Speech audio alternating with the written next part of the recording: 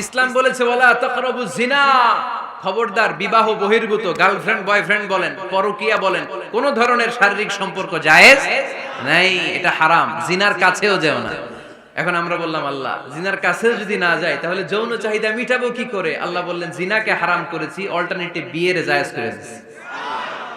আর নিকাহ মিন সুন্নতি ফামান রাগিবা আন সুন্নতি ফালাইসা মিন্নি, বিয়ে আমার সুন্নাহ, যে আমার সুন্নাতের ভালোবাসে না সে আমার উম্মত হতে পারে না। এজন্য যুবক ভাইরা বিয়ে করবা, কি করবা? বিয়ের যে কোনো ভালো কাজ পৃথিবীতে হতে পারে। আমরা গার্লফ্রেন্ড বয়ফ্রেন্ড মানি না। আছে নাকি এদিকে কারো? আছে আছে না না, এই যে কত বড় সাহস, হাত তোলা আবার যে একটা, এগুলার পুরা দেহটাই কলিজা। আমার সামনে বসে হাত তুলতেছে কে? আমার আছে। আসসালামু আলাইকুম। এরকম ভালো ভালো ভিডিও ওয়াজ দেখার এবং শোনার জন্য আমার চ্যানেলটি সাবস্ক্রাইব করুন। আগামীতে ইনশাআল্লাহ আরো ভালো ভালো ওয়াজ দেখতে এবং শুনতে পাবেন। কালিয়ারা না, কালিয়ারা, কালিয়ারার ছেলের বাপ মেয়ের বাপ যারা আছেন সহজ করে দেন। ছেলে যদি মেয়েকে পছন্দ করে, মেয়ে যদি ছেলেকে পছন্দ করে, ছেলে যদি নামাজি হয়, কর্মঠ হয়, মেয়ে যদি ভদ্র হয়, বাদ সাধবেন না, বিয়ে দিয়ে দেন। কারণ বিয়ের চেয়ে ভালো কাজ আর হতে পারে না। এই যে পোলাপনের গলার আওয়াজ বেড়ে গেছে, এখন মহা খুশি, এখন আজারি হুজুর জিন্দাবাদ, এখন আর আমার বিরোধী কেউ নাই এই জায়গায়, সবাই হাত করে ফেলছি আমি, আগেও নাই, মাশাআল্লাহ। তো এজন্য বিয়েটাকে সহজ করেন। খেয়াল করবেন, যেই সমাজে বিয়ে করা কঠিন ওই সমাজে জিনা করা সহজ, যেই সমাজে জিনা করা কঠিন ওই সমাজে বিয়ে করা সহজ, ঠিক কি না? পুরো উল্টো। বাংলাদেশে কোনটা করা কঠিন?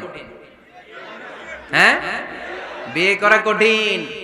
বিয়েতে ফ্ল্যাট লাগবে, ছেলের গাড়ি লাগবে, নিজের পায়ে দাঁড়ানো লাগবে, 10 লাখ টাকা মোহরানা লাগবে। জিনার জন্য কি লাগবে? কিচ্ছু লাগবে না, টোনাটুনি রাজি, তুমি আমি রাজি, অবৈধ সম্পর্ক হতে আর কিছু লাগে না, চিল্লায় বলেন ঠিক কিনা? কিন্তু বিয়েতে অনেক কিছু লাগবে, এইটা ওইটা। ছেলেরা কয় তুই নিজের পায়ে দাঁড়া, তুমিও নিজের পায়ে দাঁড়ায় দেখাবে, এই যে নিজের পায়ে দাঁড়াইছে। তো এতদিন সে কার পায়ে দাঁড়াইছে? নিজের পায়েই তো দাঁড়াইছে। সহজ করবেন, বিয়েরে কঠিন করেন না। এই যে আমার নানা ভাই আছে, নানা ভাইয়ের এখানে যাবেন, নানা ভাইয়ের মসজিদ দেখলাম, কাবা ঘরের যে ডিজাইন, আর্কিটেকচারাল ডিজাইন, ওই সিস্টেমে মসজিদ। আজকে জোহরের সালাত করলাম, ওই মসজিদে নানা ভাই বিয়ে পড়াই দিবে। সবাই চলে যাবে নানা ভাইয়ের কাছে। রাজি আছো সবাই? ওই যে খুশি, সব খুশি। দেখছেন বিয়েটা যে ভালো জিনিস তার প্রমাণ। বিয়ের কথা কইলে পোলাবান খালি হাসে। এটা জান্নাতি সম্পর্ক, তো এই কারণে সাইয়েদনা আদম আলাইহিস সালাম আর হাওয়া আলাইহাস সালাম দুইজনকে বিয়ে পড়াই দিছিল কে? এই দুইজন এমন দুইজন মানব আর মানবী, ওনাদের কোনো শৈশব ছিল না, ওনাদের কোনো কৈশোর ছিল না, যৌবন দিয়েই শুরু। এজন্য আগে আল্লাহ বিয়ে পড়াই দিছে। কথা কয় না? ওই মেয়ে আপনার শৈশব আছে না নাই? কৈশোর, আদম আলাইহিস সালামের শৈশব কৈশোর, হাওয়া আলাইহিস সালামের শৈশব কৈশোর। জীবন শুরু করছে কি দিয়া? যৌবন দিয়ে। বিয়ের দরকার আছে না নাই? এজন্য আল্লাহ জান্নাতেই বিয়ে পড়ায় দিলেন। বিয়ের সম্পর্কটা জান্নাতি সম্পর্ক, বিয়ের ভালোবাসাটা জান্নাতি ভালোবাসা। এর চাইতে পবিত্র ভালোবাসা দুনিয়ায় হতে পারে? তাহলে ইসলাম কোন জিনিসকে হারাম ঘোষণা দিয়ে মুখে কুলু পেটে বসে থাকে না, অল্টারনেটিভ সাজেস্ট করেছে। সুদ খাওয়া হারাম, অল্টারনেটিভ ইসলাম আমাদেরকে বলে দিল ব্যবসা হালাল। জিনা করা হারাম, পরকীয়া হারাম, গার্লফ্রেন্ড বয়ফ্রেন্ডের এই কালচার হারাম, তার বিপরীতে বিয়ে করা হালাল। সুবহানাল্লাহ পড়েন। এরপর ইসলাম বলে মদ খাওয়া হারাম। ইন্নামাল খামরু ওয়াল মাইসির ওয়াল আনসাব ওয়াল আজলামু রিজসুম মিন আমালিশ শাইতানি ফাজতানিবু। খবরদার, মদ, জুয়া, লটারি এগুলো হারাম করে দিয়েছে কে? আল্লাহ বললেন মদ খেও না, মদ তোমাদের জন্য হারাম ঘোষণা করা হলো।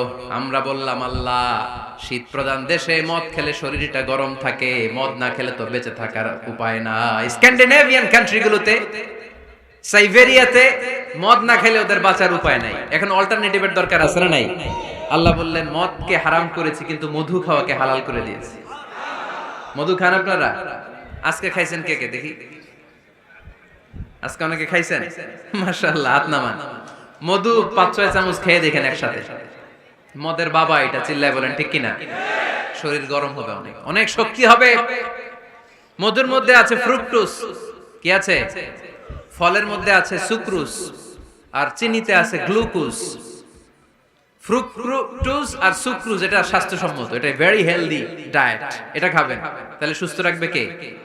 তাহলে সুক্রোজ খাবো, ফ্রুকটোজ খাবো, আর গ্লুকোজ কমায় দিবে। রাজি আছেন তো? এরপর ইসলাম আমাদেরকে বলল ঢোল বাদ্য বাজানো এটা হারাম, অশ্লীল গান বাজনা হারাম, নাচানাচি হারাম। আমরা বললাম আল্লাহ বিনোদনের একটা মাধ্যম তো আমাদের লাগবে। ইসলাম বলল ইসলামী নাশিদ যদি তুমি গাও সেটা হালাল। ঢোল হারাম, কিন্তু তার বিপরীতে দফকে হালাল করেছে কে? ঢোলের দুই দিকে আটকানো, এটা বাজালে নেফাকি তৈরি হয়, ধাম ধাম আওয়াজ তৈরি হয়, এমন বিট তৈরি হয় ডান্স দিতে মনে চায়। আছে না নাই? প্রায় মাঝে মাঝে দেখি ওই গায়ে হলুদের অনুষ্ঠানে ইত্যাদি ইত্যাদি অমুক অনুষ্ঠানে বাসার ছাদের উপরে এমন বিটে হেভি মিউজিক্যাল ইনস্ট্রুমেন্ট দিয়ে এমন গান ছাড়ে, পুরো এলাকাটা কাঁপে ওনাদের সাথে। দুম্মা চলে, দুম্মা চলে, খালি কি চলে? দুম্মা চলে। খেয়াল করছেন? আপনার কাছে যদি বাজায় এই টেবিলটা কাঁপবে, সাথে সাথে আপনার শরীরও কাঁপবে, আপনাকে ক্রেজি বানাবে। ইসলাম বলেছে না, যেটা তোমাকে ক্রেজি বানায়, যেটা তোমাকে অস্থির বানায়, যেটা তোমাকে অশ্লীল বানায়, ওটাকে হারাম করেছে কে? কিন্তু তার বিপরীতে সুস্থ বিনোদন আমাদের জন্য হালাল করে দিয়েছে কে?